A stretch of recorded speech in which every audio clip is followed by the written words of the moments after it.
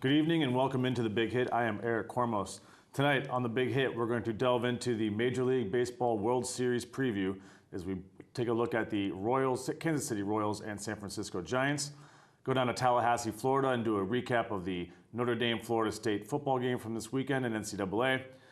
Talk about Peyton Manning and where he ranks as he breaks the all-time touchdown record in NFL history. Look at the Pittsburgh Penguins and their hot start to the NHL season. And finally, a recap of IUP action last week at Cal. So stay tuned. All this and more tonight on The Big Hit.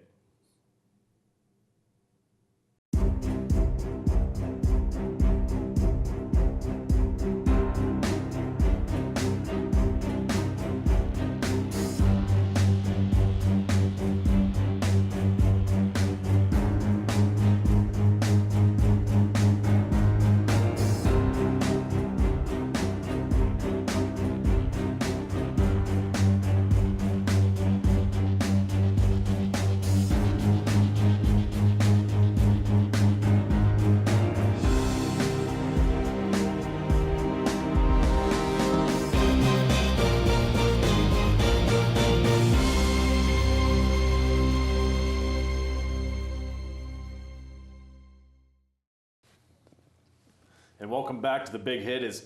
Now we go to the call to the bullpen part of the show, where this week we're going to do the preview for the World Series between the Kansas City Royals and the San Francisco Giants.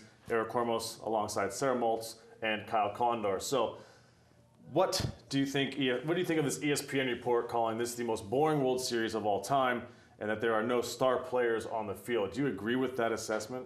I definitely don't agree with it. I am definitely surprised at the matchup we have, obviously with the new wild card being a one-game series, having to win that game, making it oh so important, and then having the two teams battle their way all the way through the playoffs. Each of these teams were definitely counted out before the season began. You had the Giants, who won 76 games last season.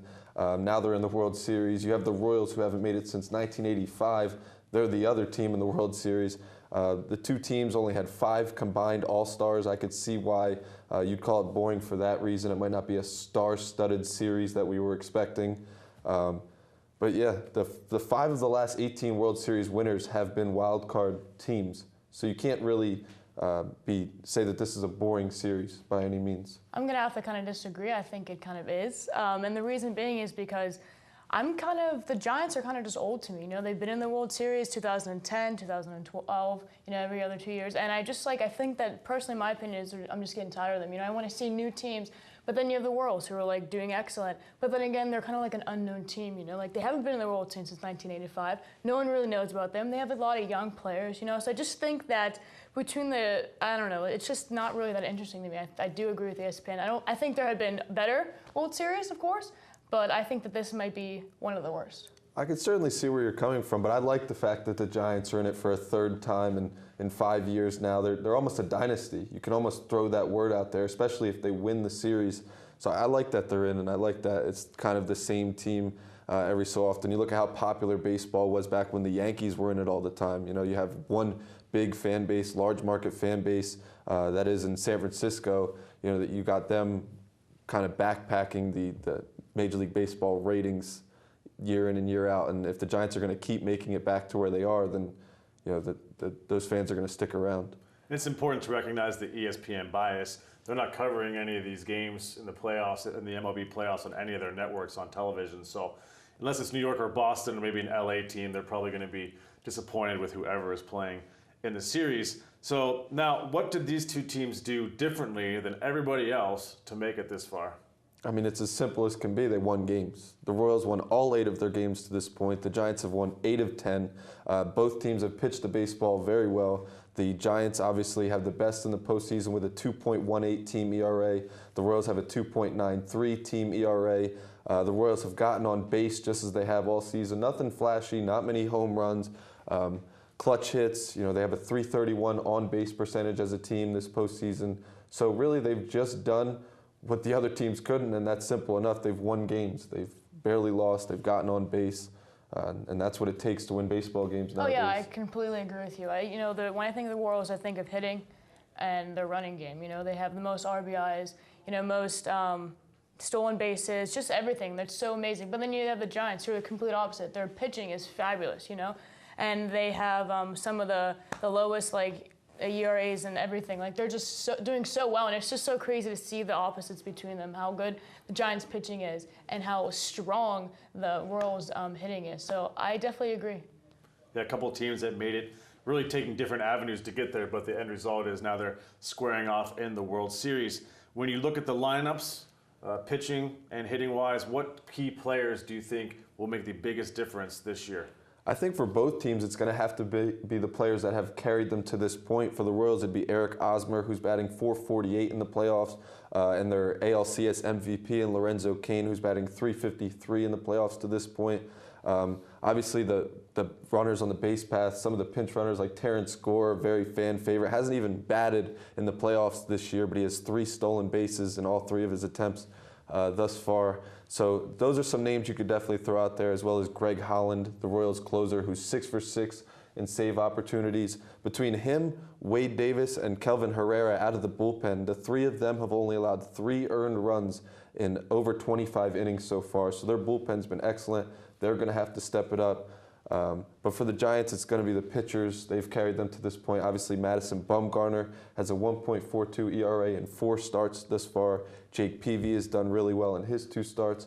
But I think for the Giants, guys like Hunter Pence are going to have to step it up for sure. He's only batted .256 to this point. He's a guy that carried them throughout the regular season. He's going to have to step up if they want to win the World Series this year.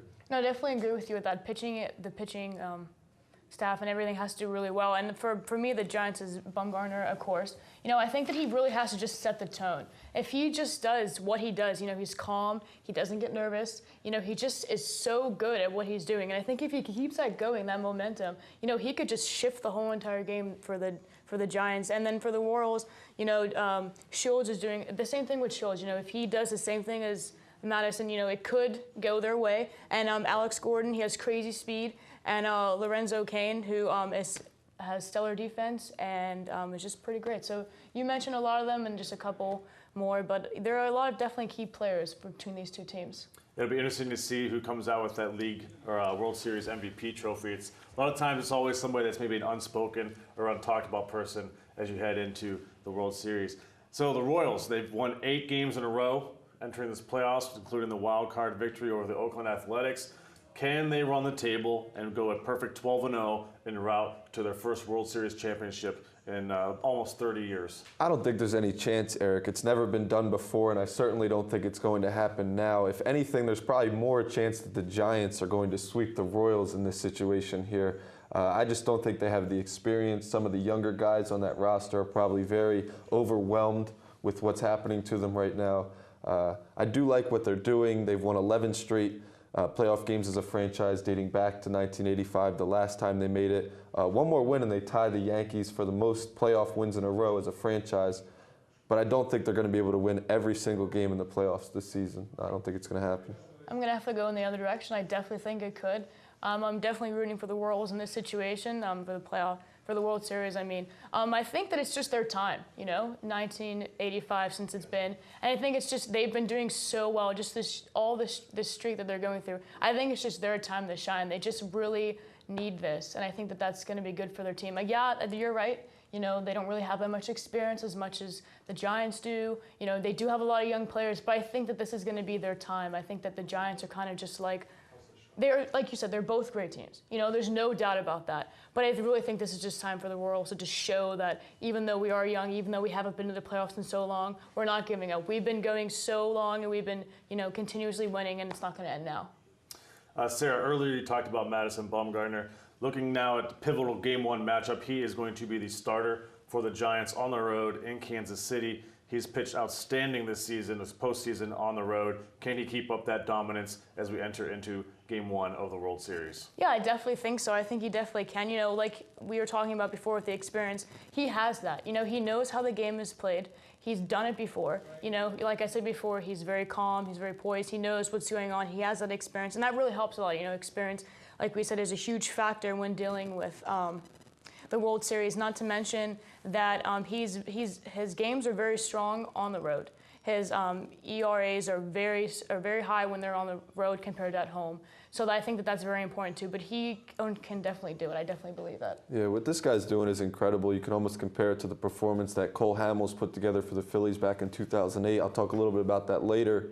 But Bumgarner is one of the handful of players on this team who's been there since Bochy took over the team in 2007. So he's been there for the other 2 World Series. We mentioned experience plenty of times on this segment so far, and Bumgarner is one of the guys that definitely has the experience that it takes to shine on a big stage like they're on right now. You look at the Royals lineup, very left-handed heavy in terms of hitting with Hosmer and Moustakas, so they could have a lot of trouble with Bumgarner and his ability to set the pace for the rest of the series in Game 1. You talked about there's no way the Royals are going to win all their games in the postseason. They can go in there and get a stop in Game 1, could turn the momentum in favor of the San Francisco Giants. So now we arrive at the moment of truth. Time for predictions. Who is going to be the World Series champion, and who's going to take home the MVP trophy? I'm going to go ahead and say the San Francisco Giants are going to win the World Series for the 3rd time in 5 years. I mentioned earlier they could be considered a dynasty. I don't think it's wrong to say that if they do win. I think if anything, I think that there's a chance they sweep the Royals in this series. We mentioned experience several times. We're getting kind of repetitive with it, but it's something that is definitely giving them an edge in this series. Their pitching is great. Clutch hitting, they got it from Travis Ishikawa earlier in the series, so that just goes to show you how deep their team is. I think the Giants are going to win this series, and I'll let Sarah make her prediction before I mention my MVP. No, you're fine. No, I'm definitely going to have to go in the opposite direction, of course, and go with Kansas City. Like I was saying before, it's their time. They've been doing excellent. I don't think there's any stopping them now, but who would you say was your MVP? I'm going to go with Madison Bumgarner. I mentioned how he's putting together a performance like Cole Hamels did back in 2008. He would be the first player to win the Championship Series MVP and the World Series MVP since Cole Hamels did in 2008. I think he's going to do it. He's got the experience. We've mentioned him so many times throughout this segment. I think Madison Bumgarner is going to be the World Series MVP. I definitely agree with that, but I'm going to have to go with Buster Posey. I definitely think that he is an excellent player. He's going to have to work on trying to not let bases get stolen by the Royals. They've been doing that a lot lately, and that's consistent. I feel like that can be, a kind of a bad thing, obviously, when talking about the World Series, because that can, cause wins and points. So he definitely has to focus on that. But he has a lot of hits. He's a great player. He's just excellent. So between Madison Bumgarner and him, I'm going to have to go with him, but I could definitely see that. And a bunch of other players. There's so many players on both teams that you could just say that are just so excellent. ESPN called it a boring series, but we've named so many names throughout this segment that are stars in today's Major League Baseball and guys that can definitely win the MVP. I can't disagree with Buster Posey being a candidate as well. Well, there's no doubt that it will be a very exciting fall classic in the 2014 edition. So thank you very much for sharing your predictions. A split board here for the Royals and the Giants. For Sarah Maltz, Kyle Condor, I'm Eric Cormos signing off for the Call to the Bullpen. Here at The Big Hit, we like to be prepared, because sometimes technology doesn't always work, so we do what we can. Hey, Sean, hit him up.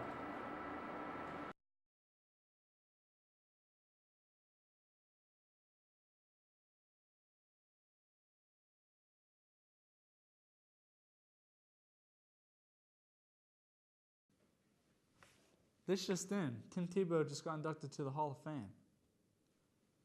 That's not right. Maybe we need to prepare just a little more. Welcome back to the Big Hit, and we time to switch gears here to the Red Zone Recap NCAA College Football Edition. Eric Cormos alongside Tyrell Walker and Connor Joyce. So gentlemen, we begin in Tallahassee, Florida, where Florida State defeated Notre Dame this weekend in what most consider to be the best game so far in the young season. So what do you take away from this game for both teams? And then do you agree with the offensive pass interference call on Notre Dame late with 13 seconds left that negated a go-ahead touchdown? Florida State gets things done despite their seeming lack of production on paper. And as far as the pick goes, good call. It's not basketball. Do better. You're not an offensive lineman. You're a running back, wide receiver, whatever the case may be. Good call, good win for Florida State. Yeah, you said it. It was a fantastic game for both sides of the ball. Notre Dame played an exceptional game. I didn't think they were going to be able to keep up with that intense Florida State offense, and they did a fantastic job to keep in the game until the last whistle was blown. On the pick, I was very happy that pick was called. I felt that it was a very, very dumb decision by the player to block in the end zone as the pass was in the air. It was just a very bad decision by the player, and I thought the refs got it right, and that's how the game needs to go. That's how calls should be called in a game like that. In a big game, tight situation, on the goal line, if you're blocking and you're setting a pick for a receiver to get open, that's the call that you have to make every single time, and the refs got it right. And I'm very happy because it was the correct decision to give Florida State the win. Yeah, a lot of it depends on which side of the football that you are representing in terms of fandom, right? But it seemed like it was the right call to be made. Pressure situation, no doubt, big full stadium, but it seemed like the right call was made. Gentlemen, we switch to Morgantown, where West Virginia comes out with a huge home win over visiting Baylor, who was number 4 at that time. Baylor, talk about what does this loss do to their college football playoff hopes, and do they have a chance to maybe sneak back into that top 4 at the end of the season? One word I got for West Virginia is nice. Congratulations, win riots and all after the game. You know, it looked pretty ugly for them in the beginning of the game with an early score from Baylor. It looked like an early wash from that point on, but then you turn around as 27-27 in the fourth quarter. So as far as the game went, it didn't seem like West Virginia was too much for Baylor, but it does seem like their wide receiver, Kevin White, was making plays the entire game. And as far as Baylor goes, they have a strong offense, 49 points a game, leading the FBS. Not a lot of worry. They just got to keep that defense off the field with that offense. That's much stronger than their defense. No, you said it. It was a very well done job by West Virginia to get a win against a great Baylor team who is number 4 in the standings and now knocked them out. So it was a fantastic job by West Virginia. And for Baylor, it is going to be very tough for them to recover from this loss. To lose to a team like West Virginia and not a team in the SEC like a lot of these teams are in the top 4 right now. Most of the teams that are really contending for those 4 playoff spots are in the SEC outside of Florida State and are playing very, very exceptional talent. It's going to be important that Baylor wins out like they've been doing most of the season and by big. You can't have very many close games anymore if you want to make it into that 4-team playoff. And it's going to be very difficult because there are so many good teams in the top 4 right now. Yeah, it's going to be interesting as we move forward in the college football season. Conference play, a lot of teams are going to be going and put up against each other in the top 5, top 10. So there's going to be losses. Teams like a Baylor, maybe a Notre Dame, they can keep winning. They should be able to maybe get back in to that top 4 come playoff time. Gentlemen, we switch our gears and go south of the Mason-Dixon line down to Tuscaloosa, talking about the Alabama Crimson Tide. 59-0. They get a victory over number 21, Texas A&M, the 4th largest victory in conference play all time for the Crimson Tide. So, gentlemen, Alabama, are they better than we thought, or is Texas A&M overrated? Well, without question, I think it's a bit of both, honestly. As far as Alabama goes, they've always been a crew of rough customers, but 59-0, you serious? Like, you're serious. Texas A&M, just a completely humbling fall from grace. It's gotten ugly. It's not going to get pretty anytime soon. And they can pass with the best of them. The problem is their running game. And when you have an inept running game, don't ask why you're 5-3. And let me throw out a couple of stats. 30 first downs on Alabama's side compared to Texas 8. 600 yards, Alabama, 170 Texas A&M. And they even threw a pick in there just for kicks. So they need to get it together. The stats are unbelievable. You go back and look at the stats for this game, and it's just unbelievable how well Alabama played. I think you just read off the stats. 600 yards for Alabama on offense is an unbelievable statistic. The defense on the side of the ball for Alabama also is fantastic. I think people really are very critical of this Alabama team. They had a very close game to Arkansas, still got a win, and it was almost like they lost to a lot of people's eyes, and it was very, very shocking in my opinion because Alabama is a fantastic team that people are criticizing them for not being as good as they are. Yeah. And they came in this week and they proved that they are one of the best teams in the nation in that blowout against Texas A&M. And as for Texas A&M, they are having a hangover from the Johnny Manziel era, in my opinion. I think that it's not necessarily the whole quarterback situation, but I think it's just the whole team is kind of going on a downfall. I think they need to get back into getting some good scouts for that team, and they'll be right back in it next year. They're a very, very good organization, but Alabama is one of the best teams in the country. They've proved it year in and year out for their century since they've been a team. They've been a very exceptional team. They have the most championships, and it's just impressive what they are doing in Alabama, and they are definitely a contender to win the national championship this year in the playoffs. The Aggies' third straight loss, too. All by double digits. Yeah. Yeah, Alabama head coach Nick Saban called out fans this week who were complaining after last week's 1-point victory over Arkansas. He was not happy with that, and he let the fans know that, and they responded to the Alabama Crimson Tide with a 59-0 victory over Texas A&M. Gentlemen, staying in the SEC, Georgia improves to 2-0 without their top running back, Todd Gurley. Almost forget, Bulldog fans, that he's not even there as you look at Nick Chubb has come in and rushed for 345 yards in just 2 games in Gurley's absence. So, we talked earlier about Baylor and their playoff chances. Let's talk about Georgia. If they keep winning, are they another team that could vault themselves into that top 4 and into the playoff? Well, I think the Bulldogs, they're a very, very solid team with a straightforward plan of attack. They run the ball. I like that a lot. Nick Chubb done an exceptional job in the absence of Todd Gurley.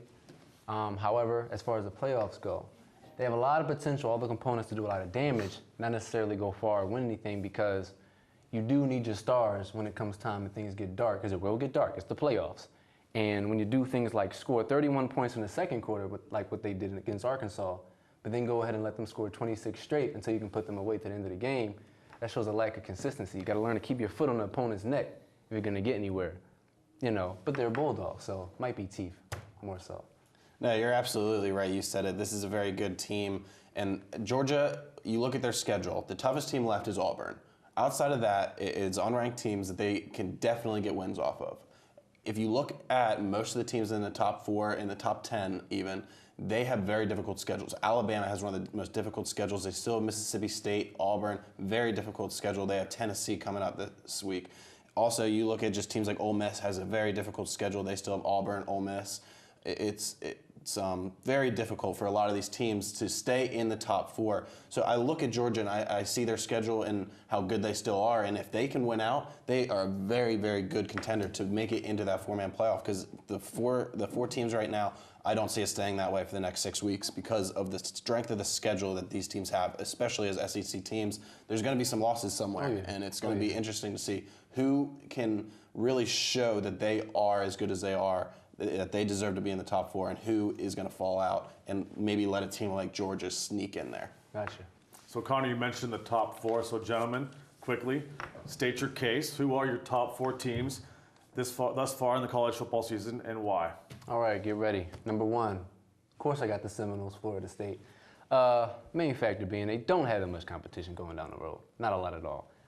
James Winston, boy's nasty, all right? And they're effective, and they don't have gaudy stats. They don't put up gaudy numbers, but they get the job done. And that's intimidating on the scouting report. I'm looking for the first in passing yards, first in rushing yards, and it's none of the above, and they're still undefeated. Number 2, I got Oregon.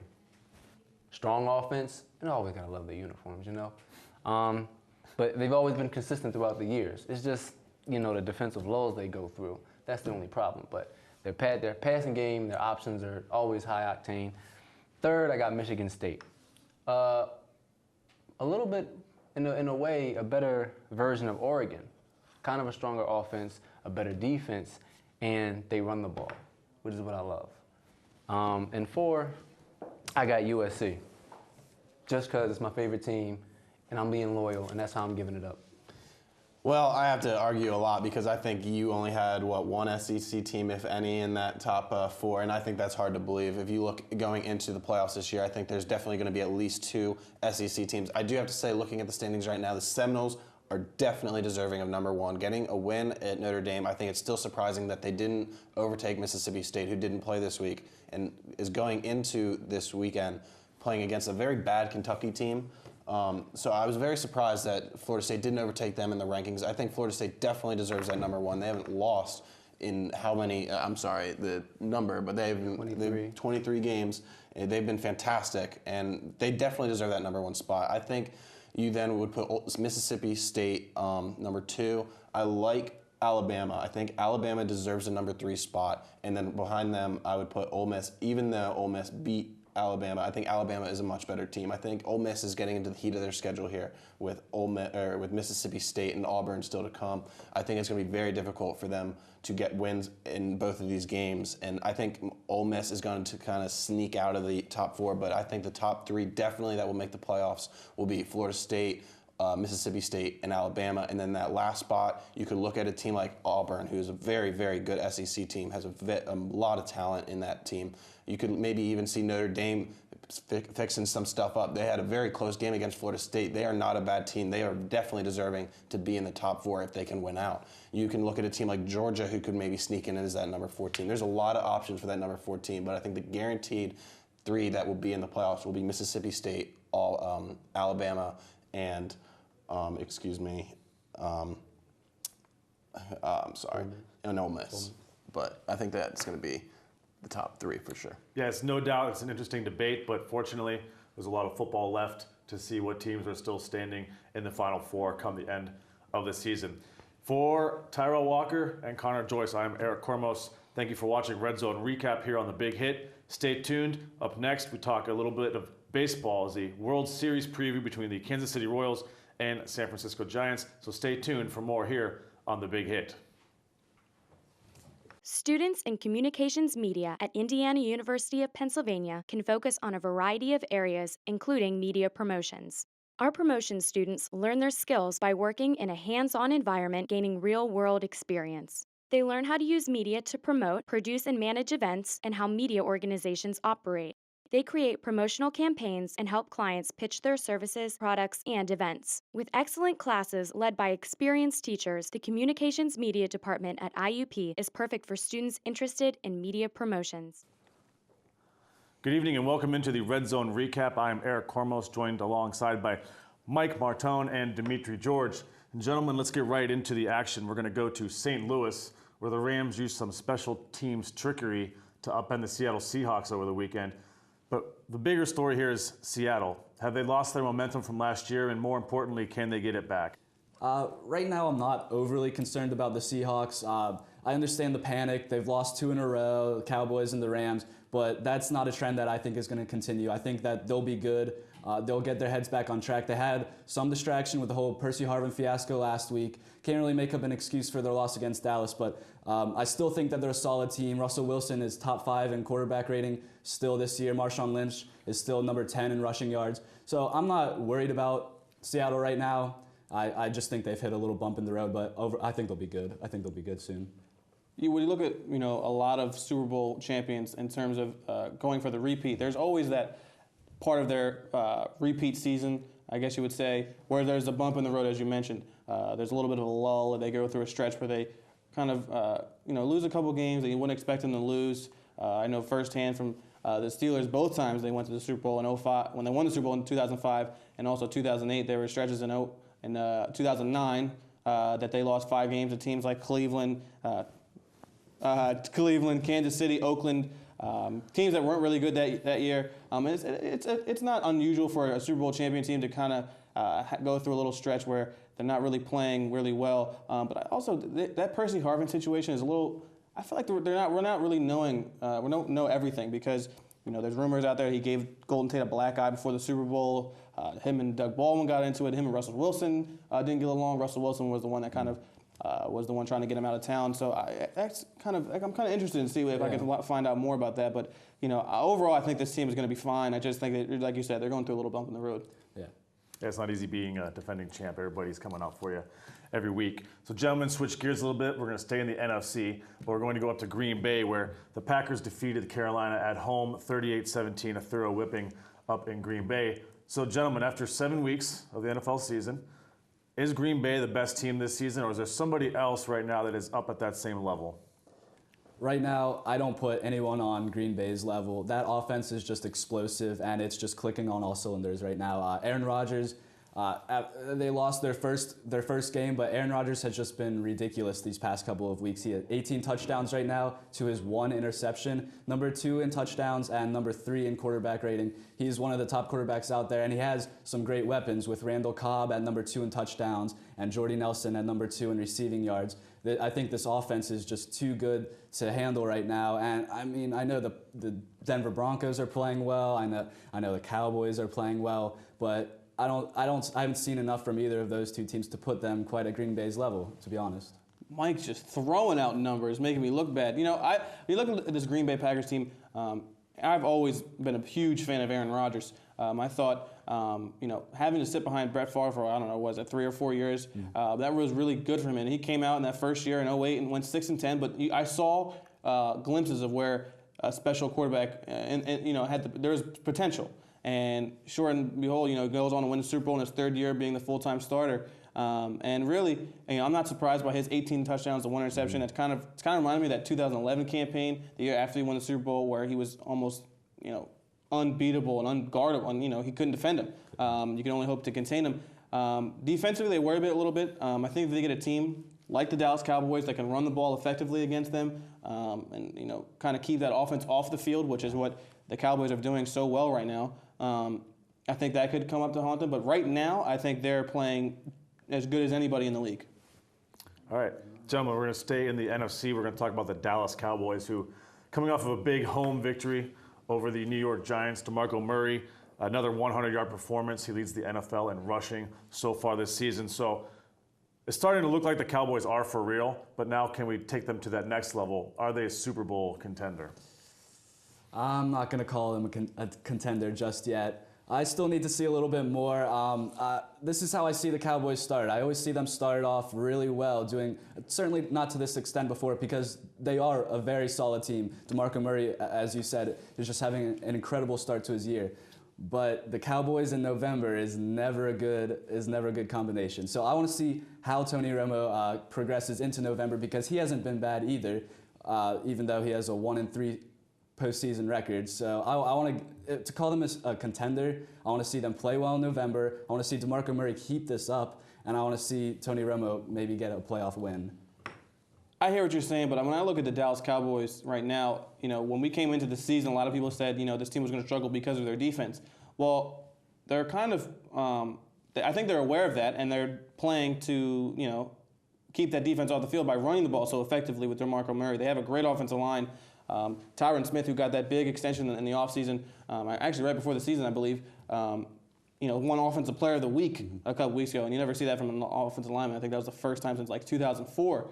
But they're keeping their defense off the field. I think they're one of the top teams in time of possession. Tony Romo's protecting the football. DeMarco Murray has some fumbling issues, but overall he's been MVP candidate so far throughout the season. They have weapons. Des Bryant, to me, when it comes to Calvin Johnson, we always try to compare to Calvin Johnson, who is banged up right now. But I always thought Des Bryant was that kind of next guy. I know you guys got AJ Green, now you got Sammy Watkins, Brandon Marshall. But I always thought Des Bryant, in terms of how he can, that guy that can take over the game just like that. I think Des Bryant was that closest guy, and I think he's showing it. He's got to kind of getting that more consistently throughout the season so far. And I believed in them when they went into Seattle and won. That was my game when I said, I'm going to wait and see how they play against Seattle. They went into Seattle, they won, and that gives anybody confidence. Going in there, that place is almost, you can't beat them at home. So I think Dallas is a Super Bowl contender as long as they can continue to run the football and they stay healthy and they limit the, Tony Romo only threw the ball 23 times. Yeah. That's limiting the opportunity for him to make mistakes. It is interesting to see what happens in November, December, because we know how they are an accident waiting to happen. So I'm interested. I think they're a Super Bowl contender as long as they continue this formula of running the football and playing good defense. Yeah, my concern is we've seen this movie before with the Cowboys. November, December rolls around. It's like 2 different seasons. And DeMarco Murray hasn't exactly been the model of health. So if he gets hurt, it's going to be really interesting to see what happens, because there's really no one behind him. So how that would affect the Cowboys moving forward. And gentlemen, Sunday night, Peyton Manning broke Brett Favre's all-time Super Bowl touchdown record. He is now the all-time leader in touchdown passes in NFL history. So the question needs to be asked, where do you rank Peyton Manning in your pecking order of all-time NFL quarterbacks? All-time, I think I'm at a little disadvantage here to be talking about this. I haven't seen some of the all-time greats, some of the older great quarterbacks in this league. So I'm a little biased, I will admit, but I'm putting Peyton Manning second right now because I think he's the best regular season quarterback of all time, certainly the best regular season quarterback that I've ever seen. And I understand that accolades, Super Bowl wins, Super Bowl MVPs matter a lot, which is why I have Joe Montana as my #1 quarterback. He's had 8 Pro Bowl appearances, 4 Super Bowl wins, 3 Super Bowl MVPs. He's my greatest quarterback of all time in my mind. But Peyton Manning, just as you said, broke the record last night or this weekend, and I think that that those stats prove that he is the 2nd greatest quarterback of all time. I don't think there's many people better than him, honestly. I'm going to put him, I'll put him in the top 3. And I don't know, he's definitely not first. He could be second for me as well. But I'm a guy, when you look at it, I'm a wins, losses, Super Bowls kind of guy when I look at quarterbacks. And if I'm going off that, you put in Joe Montana, you put in Terry Bradshaw, Troy Aikman, guys like this, Tom Brady. But I always think of when I think of all-time great quarterbacks. Let's say a Johnny Unitas or Otto Graham played in this era, and how offenses are so free, and anytime they touch a quarterback, they sneeze on a quarterback, it's a penalty, and all these a wide open spread and all this. It's interesting to see how that would translate their numbers, and see they already had great numbers back then when it was pretty much a run the football and smash mouth defense with the steel curtain and the Bears, and but in terms of Peyton Manning, great regular season quarterback. He's a different person in the playoffs. I don't know what happens. I don't know why it happens, but it just happens. It was like that in Tennessee. It was like that in Indianapolis, and he got to the Super Bowl last year, but his first year with Denver, they had Baltimore coming in and beat him at home. Yeah. He's definitely top 3. I'm not going to put him first. He might be second. I've got Joe Montana as my first as well, but I can't. Peyton Manning, great quarterback. He's a freak, in my opinion, but I don't know if I can put him #1 overall because of his playoff lack of success, I guess, in the playoffs. So, great quarterback, top 3, but not the best overall. Yeah, it's certainly an interesting debate and one that could go on for a while, but unfortunately, gentlemen, it's only an hour show, and we must end the Red Zone recap on that. For Mike Martone, Dimitri George, I am Eric Kormos. Stay tuned here on The Big Hit. Listen, all I'm saying is LeBron James is better than Michael Oh, Jordan.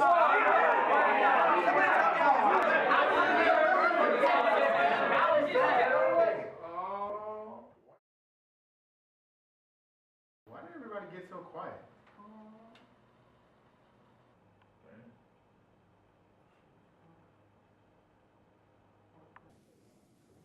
Welcome back to The Big Hit. Eric Kormos alongside Mike Gosnell and Ben Snyder here on the penalty box, where we talk about the latest in NHL action. Gentlemen, 2 weeks have passed in the season thus far. Which teams are the most surprising, and which teams have been the biggest disappointments? Well, I'll start with my most exciting. I think besides the New York Islanders, which I know, spoiler, that's what you're going to pick, I picked the Ottawa Senators. Trading away Jason Spezza in the offseason, the Senators were really written off by a lot of people without Spezza, Alfredson, and they really don't have any much of a bottom 6. But they're managing to get the job done.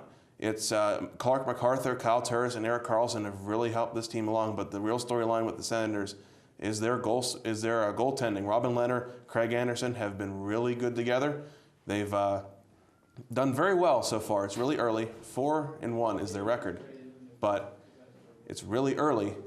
Well, so we'll see. I don't expect the Senators to really keep up this momentum, but for now, it's a great step in the right direction for a rebuilding franchise.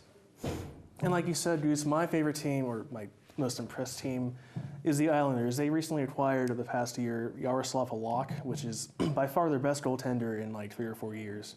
They've had goaltenders Dwayne Rolison, Evgeny Nabokov, and others who just haven't had what Halak has had. He led the Canadiens to the playoff spot in 2010, had a tremendous year with them, and just was a journeyman since then. He's been in St. Louis, he's been over to New York, and they also acquired Nick Leddy and Johnny Boychuk over the offseason. We have 2 massive defensemen who have been proving their worth for New York, because they only lost 1 game so far against the Penguins, and that was a close game.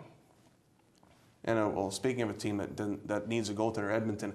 The Edmonton Oilers are my team that's been really disappointing. They just won their first game on Monday night against the Tampa Bay Lightning. It's been a really bad start for the Oilers once again. They can't seem to get anything going. So much talent. Taylor Hall leading the way. He's really only been the player that's really been good for them. I mean, all the rookies and all the young guys really haven't stepped up, and Fost and Scrivens have not been solid. The defense hasn't been great.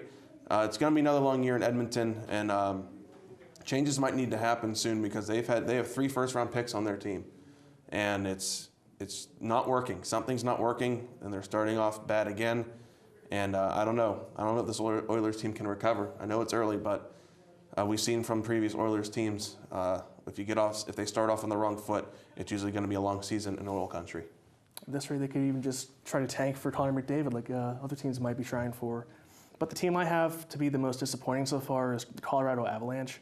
They made the playoffs last year, and right now they're still out of the playoff spots, even though it's only 2 weeks in, so you really can't make any predictions based on that. But as of lately, they've had a revolving door with goalies, with Saman Varlamov getting hurt, as long with Rito Berra, so they've had the back on Sami Aidokallio from Finland.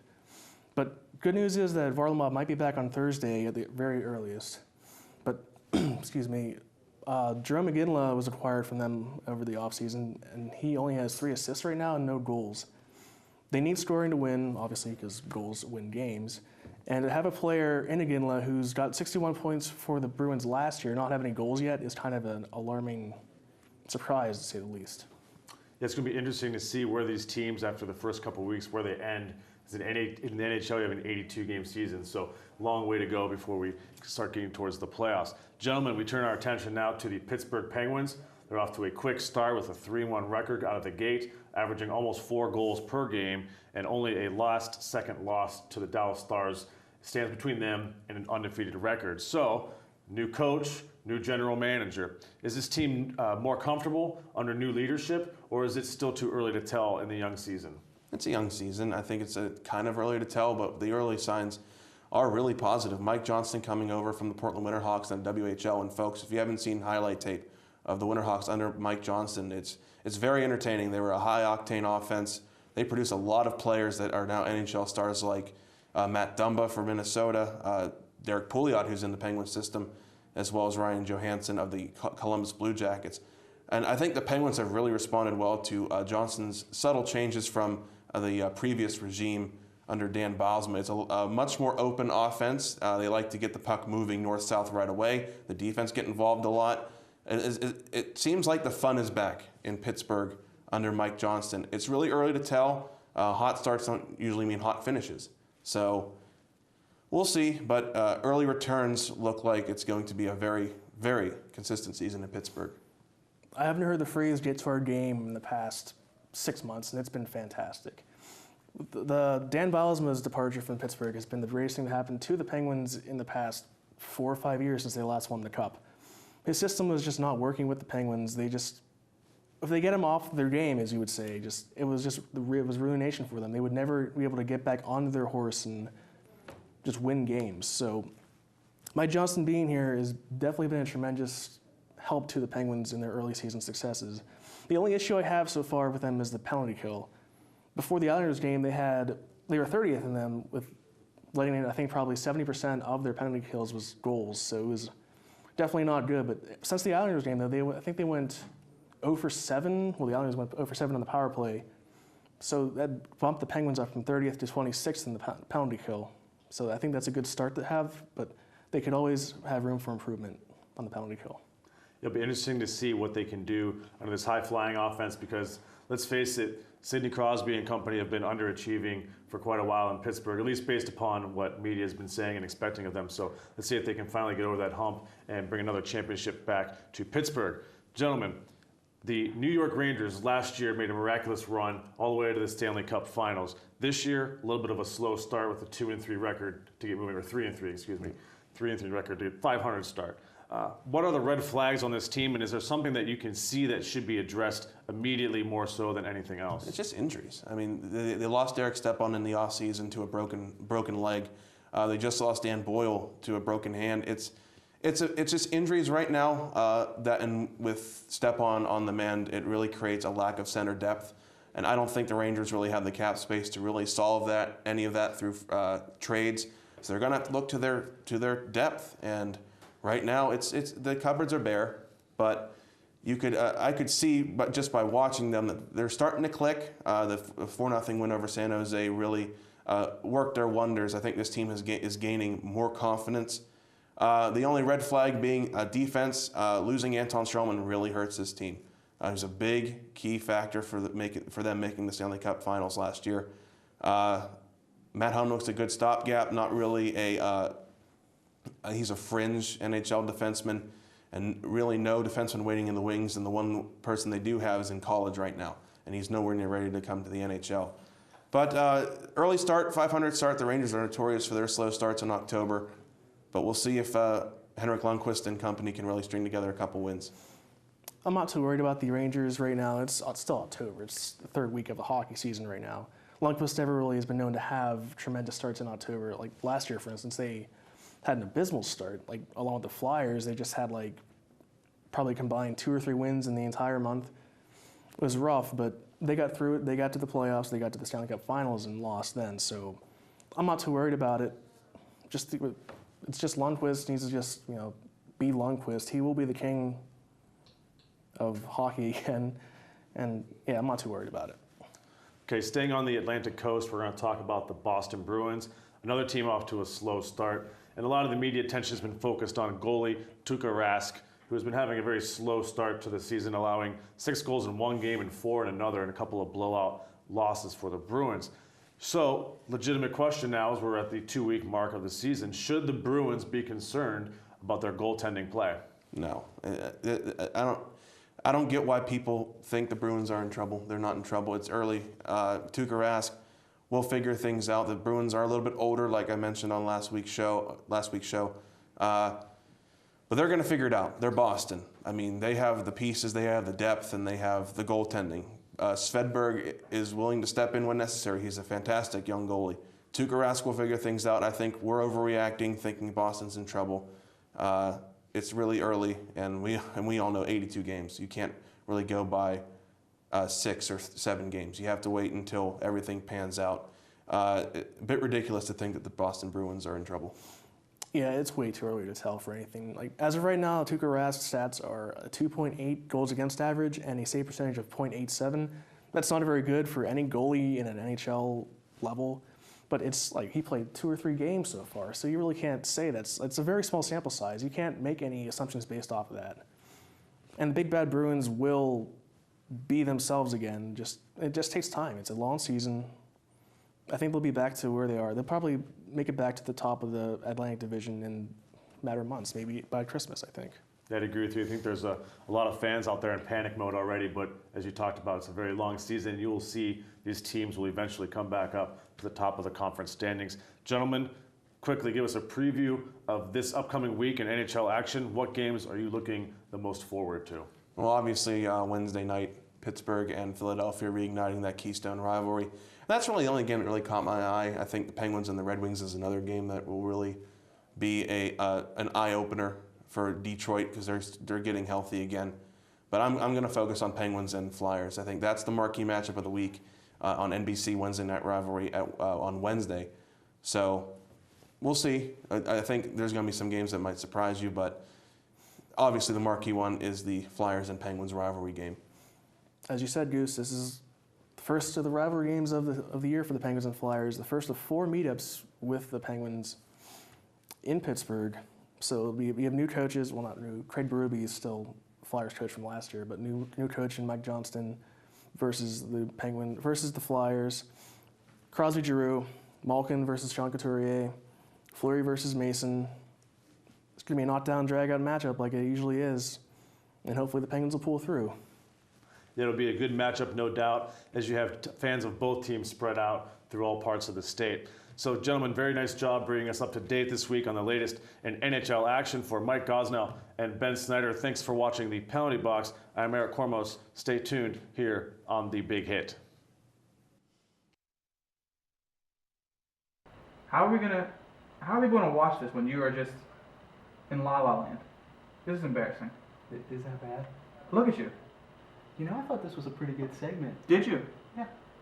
Do you even know what they're saying? No. You're putting your foot up on set. You just think this is a couch? This is embarrassing. I mean, even here, you're starting to interrogate somebody. Look at you. Turn your back to the camera. That's embarrassing. Where's your suit and tie? You have a Pirates shirt on. They made the playoffs. I don't care. You can't be biased. This is ridiculous. Ay, Dios mío.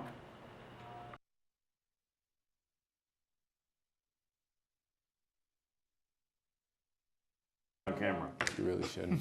You make me look bad.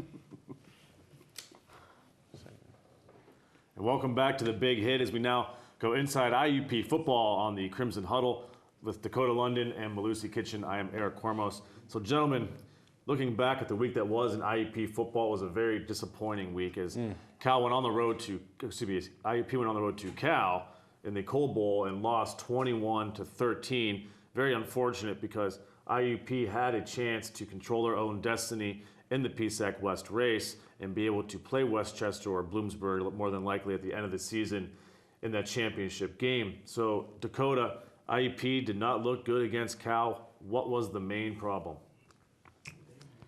Well, it was certainly a missed opportunity, and the problem was turnovers. Quarterback Chase Hazlitt had 5 turnovers. He had 3 interceptions, 2 fumbles. 2 of those interceptions were in the end zone, and with the final one being on their last possession to possibly tie the game up. They had a field goal blocked and returned for a touchdown, and they dug themselves in such a hole. And to think that at the end of the game, they still had an opportunity to at least tie it up after 6 turnovers. But it seemed to be too much, and they just couldn't pull it up. Absolutely. Turnovers were the key factor was why IUP lost this game. And Chase, like you said, had 2 in the end zone, and you can't do that, especially in a game of this magnitude. It's your rival, Coal Bowl. Chase Hazard just didn't command his offense well enough to bring out the win. The offense was stagnant, but turnovers were the huge key. You can't throw interceptions in the end zone. You just can't. And if you do, you're going to lose the game every time. It's the frustrating thing about it is if you look at the stats, Chase went 34 for 44 for 359 yards. DeSico, 11 catches for 111 yards. Carswell, 15 catches for 150 yards. He also tied the record for most catches in a game. Luigi didn't get 100 yards, but he got 97. They had 111 total yards on the rush.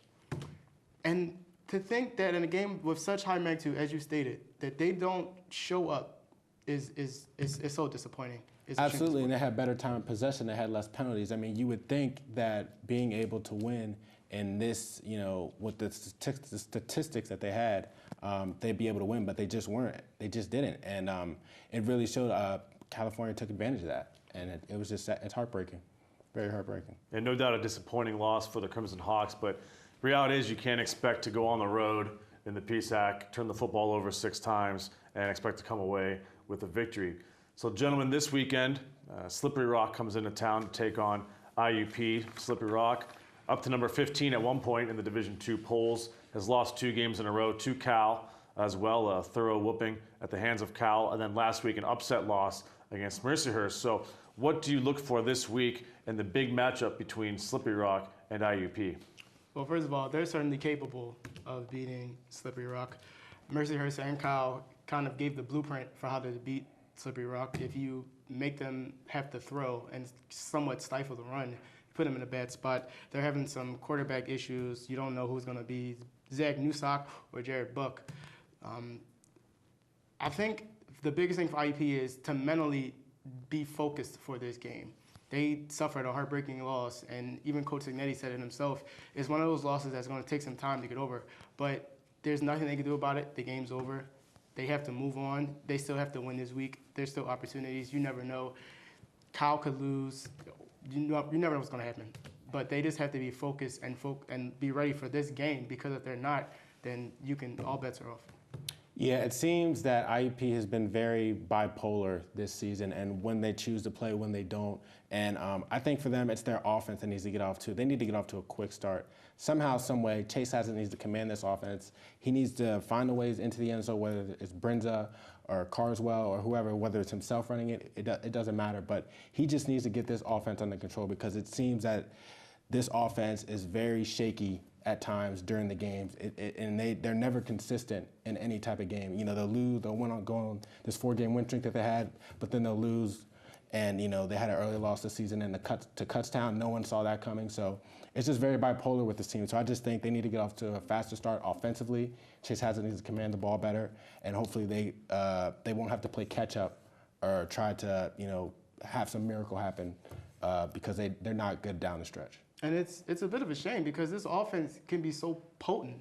Carswell has come along. He's been phenomenal this season. The Seagull's starting to get the ball more.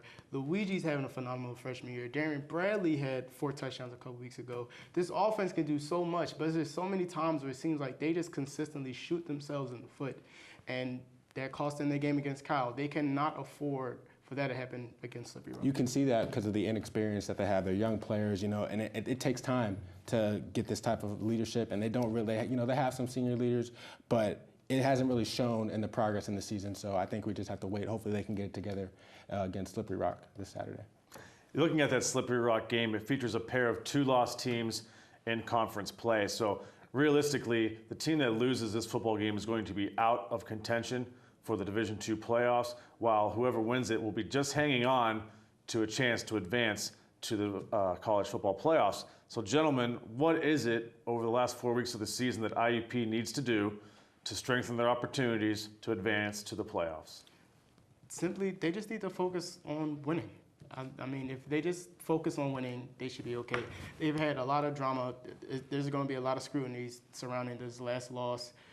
But if they could just focus on taking it one game at a time, they can't be concerned about what Cal's doing or what any other team is doing. They can only worry about the things that they can control. And for this week and the weeks following is just to do their jobs. They're capable of winning every one of these games as far as I'm concerned. Their offense is potent. Their defense is stellar against the run. The pass defense may be still shaky, but they're able to hold up as long as the offense runs the ball. That should be the only concern, is taking it one game at a time and see where it happens when it's all said and done. Absolutely. I think you hit it the nail on the head. They have to take it one game at a time. Don't look ahead, because if you look ahead, you'll get caught. You know, they'll lose these games. But I think offensively, they need to get it together. Defensively, like you said, they're well against the run, but I think the passing is shaken up a bit because even though they let up only 21 points, it was a consistent 7 points in each quarter that they let up. You have to do a better job defensively against the pass. Johnny Franco, the defensive back coach, needs to talk to his guys and get them mentally prepared. And I think you're right. I think mentally, it's the biggest challenge for them to get ready for this game, because we know they have the talent. And it's whether or not they can mentally prepare, be focused, not think about, the next game ahead and get this game done, because they have a lot of talent on this team. Like you said, Carswell, Brinza, Bradley. I mean, these guys are studs. They can get it done. It's just whether they can put it all together for a consistent effort throughout 4 quarters. And we said it earlier. It's really a shame because, like you said, they're so talented, and you just think if they were just more disciplined at certain points, or if Chase had the offense together, or whatever the case may be, where they could be right now. But yeah, it is what it is. Yeah, it's going to be an interesting matchup this weekend as Slippery Rock comes into George P. Miller Stadium here at IUP. Once again, the loser of that game, really, they can pretty much kiss their chances at going to the playoffs goodbye. That brings us to an end here at the Crimson Huddle. For Dakota London and Malusi Kitchen, I am Eric Kormos. Stay tuned here on The Big Hit.